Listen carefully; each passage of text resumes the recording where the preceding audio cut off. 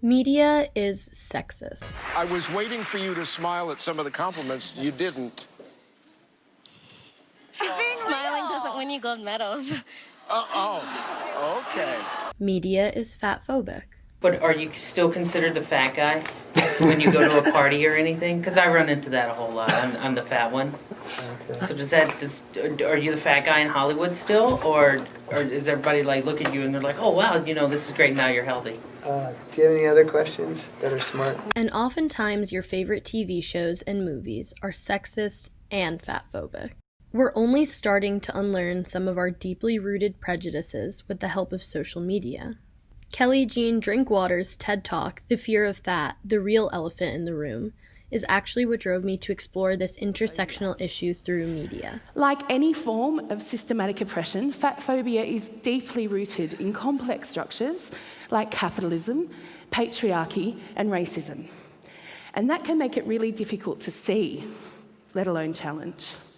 But to unlearn these biases and do better, we have to fully understand where we went wrong. For most of her history on screen, the fat woman was the butt of the joke. When I walked out on stage, some of you may have been thinking, oh, this is going to be hilarious, because everybody knows that fat people are funny.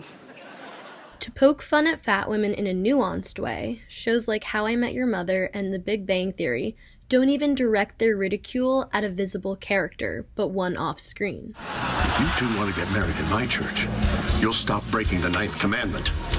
No fat chicks? Thou shalt not lie.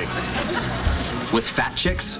According to this article, they don't direct their jokes at any specific person at all, but rather at all fat women.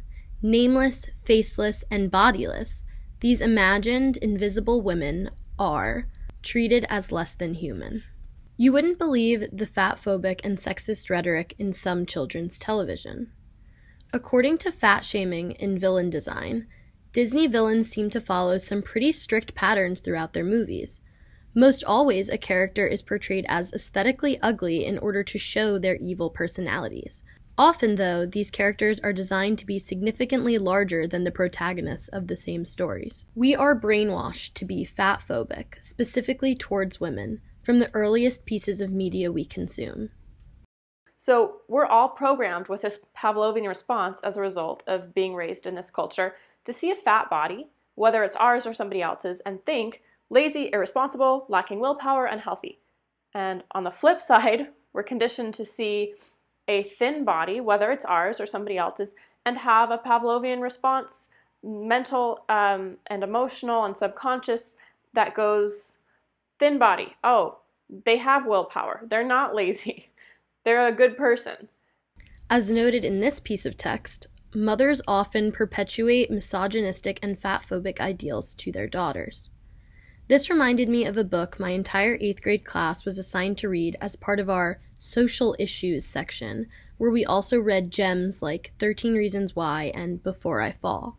This book, called Stick Figure, is a diary-styled biography of a woman's coming of age in 1970s Beverly Hills, describes a world in which she learned that no one could ever like a girl with thunder thighs, and watched her life crumble as she developed a fierce reluctance to eat, winding up in the hospital when her diet took over her life. Because in 1995, when I was 10 years old, I looked like this.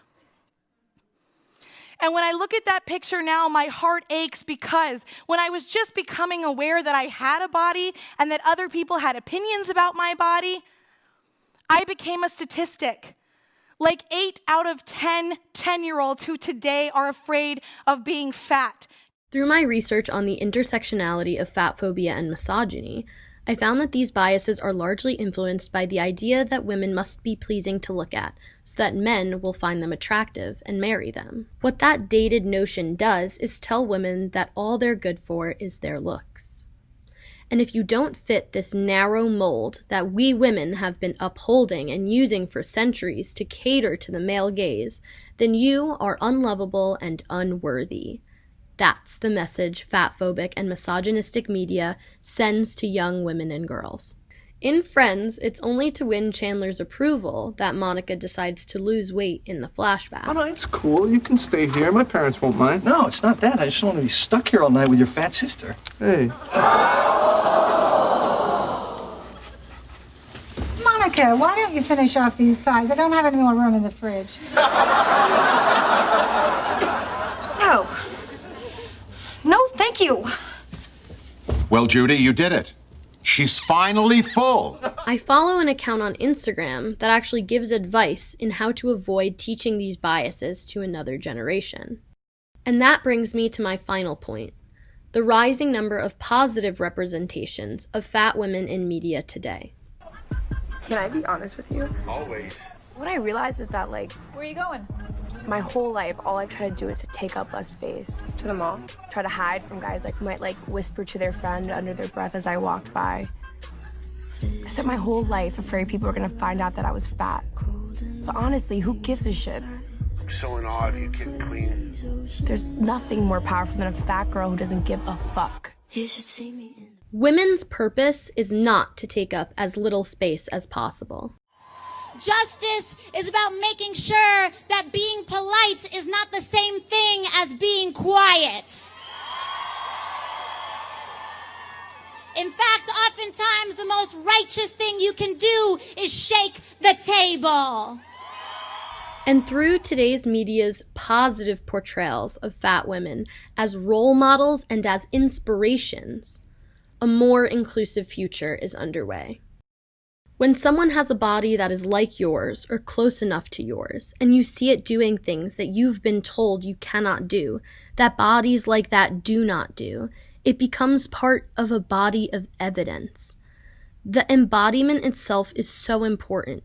Seeing people in amazing outfits, seeing how people use jewelry or use makeup, those kinds of things are extremely important. As someone who has watched this newest internet-focused iteration of fat politics emerge from nearly the inception to now, and again, fat politics isn't new at all, what is so neat is that when it first started, there were a lot of women who didn't know any single human being as a friend or in their community who did that kind of activism. But when we go to the internet and we see women, they become part of our community. I can be emboldened through their behavior because I know that somebody else is doing it. And if I forget that, I can go back to the internet and look and see and remind myself. That lone person who didn't know a single other fat girl who wore short shorts or whatever, I think that is changing. I think that a lot of it is because people can look to somebody else and get inspiration. Virgie Tovar. I needed to see the politic being lived.